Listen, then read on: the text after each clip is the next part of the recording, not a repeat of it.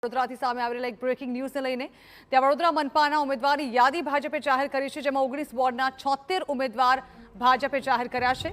આવતીકાલે ફોર્મ ભરવાનો છેલ્લો દિવસ છે, તે પહેલા ભાજપ લોકોને ટેલિફોનિક જાણ કરવામાં આવી રહી છે। અમદાવાદ કોર્પોરેશનમાં પણ જાણ કરવામાં આવી। હવે વડોદરા મહાનગરપાલિકાના ઉમેદવારની યાદી ભાજપે જાહેર કરી છે, જેમાં 19 વોર્ડના 76 ઉમેદવારના નામ જે છે તે ભાજપે જાહેર કર્યા છે।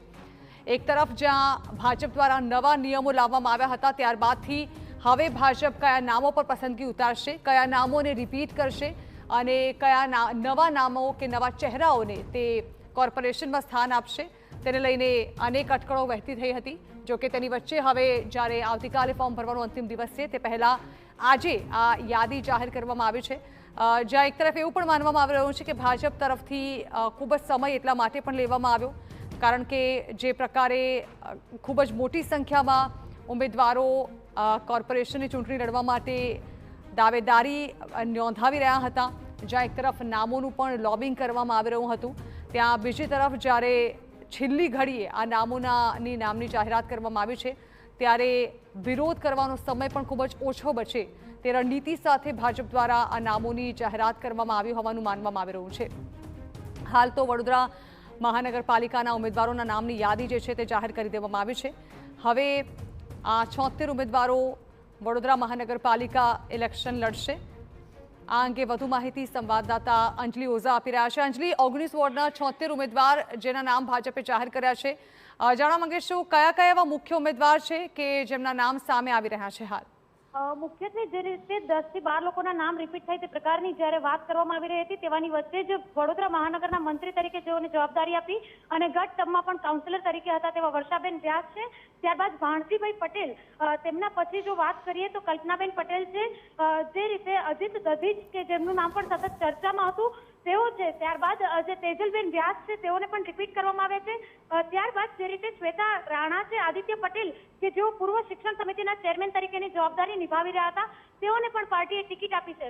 મહત્વની વાત એ છે કે જે રીતે વડોદરા મહાનગરપાલિકા માટેના નામોની ચર્ચા છેલ્લા ઘણા દિવસથી ચાલી રહી હતી, તેવાની વચ્ચે સૌથી મહત્વની વાત એ છે કે પૂર્વ મંત્રી અને વડોદરાના ધારાસભ્ય જીતુ સુખડિયા જેઓના પુત્રને પણ પાર્ટીએ ટિકિટ આપી છે। એટલે મહત્વનું જે રીતે નામો ચર્ચાઈ રહ્યા હતા, તેમાંથી જે 70% લોકો છે કે જેઓ ગત ટર્મમાં હતા તે લોકોના નામો કપાઈ ચૂક્યા છે, તે લોકોના સ્થાન પર નવા લોકોને ટિકિટ આપવામાં આવી છે।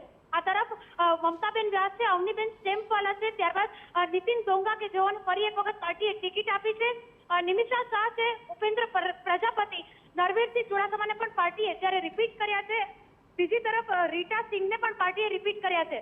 આ તરફ શ્રી આદેશ રાજ છે, તેઓને પણ પાર્ટી દ્વારા રિપીટ કરવામાં આવે છે।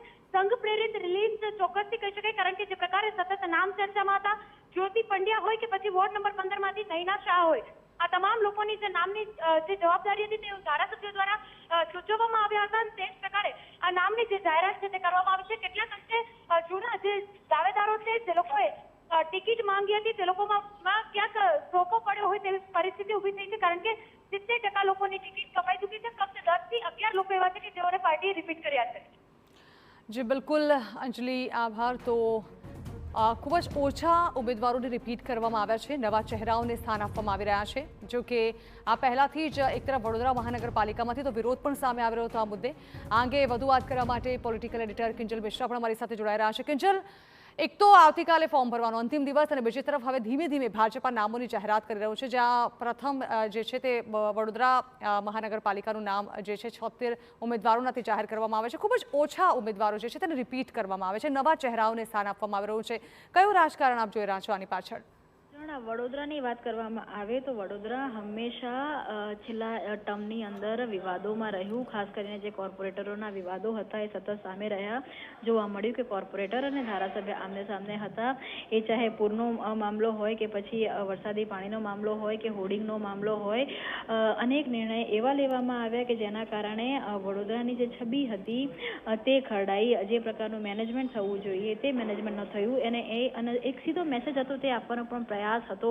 આપ જોશો કે જ્યારે સંગઠનની રચના થઈ હતી ત્યારે એ તમામ જે વિવાદિત ચહેરાઓ હતા તેને સંગઠનમાંથી હટાવવામાં આવ્યા હતા અને નવા જે ચહેરાઓ હતો તેને પ્રાધાન્ય આપવામાં આવ્યું હતું. એ જ જે પરિસ્થિતિ હતી એ જ થિયરી છે એ રિપીટ કરવામાં આવી છે કે અલ્ટિમેટલી સંગઠન એ સર્વોપરી હોય છે અને સંગઠન દ્વારા જે નિર્ણય લેવામાં આવતા હોય છે તેની પ્રાયોરિટી હોય છે તે આપવાની હોય છે. જે પ્રાયોરિટી આપવામાં આવતી આપ સીધા એક મેસેજ આપવાનો પ્રયત્ન થયો છે. આપ જુઓ કે વડોદરાના જે વર્તમાન મેયર હતા અને સ્ટેન્ડિંગ કમિટીના ચેરમેન હતા બંને જણને ટિકિટ છે તે કાપવામાં આવી છે.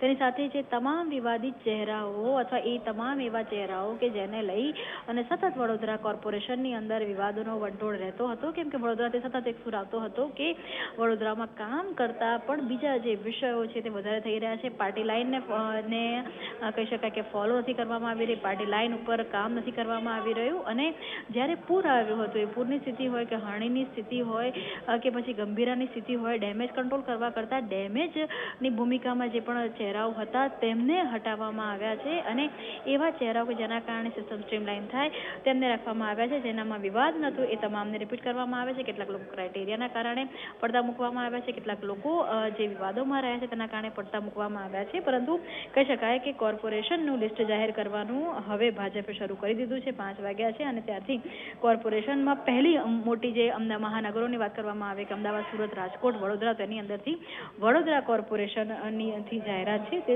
થવાની શરૂ થઈ ગઈ છે.